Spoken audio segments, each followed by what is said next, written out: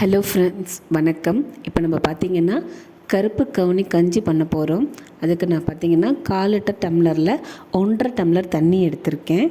So இதுக்கு நான் 2 spoon கருப்பு கவுனி பவுடர் ஆட் பண்ண போகிறேன். இந்த கருப்பு கவுனி பவுடர் பார்த்திங்கன்னா நான் ஈக்குவல் குவான்டிட்டியில் கருப்பு கவுனி அரிசியும் பார்லியும் எடுத்திருக்கேன். இது கூட ஹாஃப் ஆஃப் த குவான்டிட்டியில் கொள்ளு எடுத்திருக்கேன். 3யுமே நல்ல பேனில் ட்ரை ரோஸ்ட் பண்ணிவிட்டு ஆற வச்சு மிக்சியில் பவுடராக்கி வச்சுருக்கேன். உங்களுக்கு பிடிக்கும் அப்படின்னா நீங்கள் இதில் சீரகம் அந்த மாதிரி ஆப்ஷனல் உங்களுக்கு ஃப்ளேவர், இப்போ நீங்கள் உப்பு போட்டு சாப்பிடும்போது சீரகம் ஆட் பண்ணிக்கலாம், சுகர் போட்டு சாப்பிடும்போது ஏலக்காய் ஆட் பண்ணிக்கலாம். பட் இது வெயிட் லாஸ்க்குன்னு எடுத்துக்கும் போது சுகர் அவாய்ட் பண்ணுறது நல்லது. இது கூட பார்த்திங்கன்னா நான் கொஞ்சமாக சால்ட்டும் பெப்பரும் ஆட் பண்ணியிருக்கேன். இப்போ இதை நல்லா கலந்து விட்டுட்டு கொதி வரதுக்காக வெயிட் பண்ணலாம். இது மேக்ஸிமம் பார்த்திங்கன்னா நம்ம கொஞ்சம் குறையாக அரைச்சிருக்கிறதுனால மேக்ஸிமம் லம்ஸ் ஃபார்ம் ஆகாது.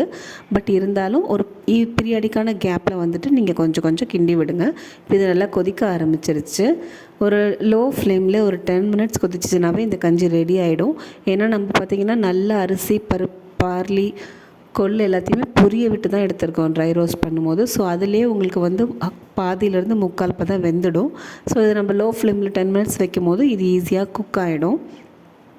இது பார்த்திங்கன்னா நீங்கள் கருப்பு கவுனியை பற்றி ரிசர்ச் பண்ணி பார்த்தீங்கன்னாவோ கூகுள் பண்ணி பார்த்தீங்கன்னாவே உங்களுக்கு அதோட ஹெல்த் பெனிஃபிட்ஸ் எல்லாமே தெரியும். இந்த டெய்லி பேசிஸில் கன்சியூம் பண்ணலாமான்னு கேட்டிங்கன்னா நான் மேக்ஸிமம் பார்த்திங்கன்னா ஒரு 2 ஸ்பூன் தான் எடுத்திருக்கோம். ஸோ 2 ஸ்பூன்லேயுமே இதில் பார்லி கலந்துருக்கு, கொள்ளு கலந்துருக்குங்கும் போது நம்ம பெரிய மேக்ஸிமம் குவான்டிட்டி ஒன்றும் கன்சியூம் பண்ண போகிறதில்ல.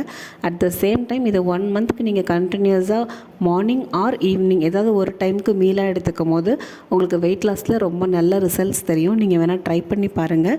நான் இப்போ இது நல்லாவே எனக்கு பிடிச்ச ரிசல்ட்ஸ் வந்திருக்கு. இப்போ இது நல்லா பார்த்திங்கன்னா கொதிக்க ஆரம்பிச்சிருச்சு. ஆரம்பத்தில் பார்க்கும்போது அந்த அரிசி நமக்கு அரிசியாக இருக்கும். போக போக வெந்ததுக்கப்புறம் நல்லா கண்ணாடி மாதிரி வெந்து வந்துடும்.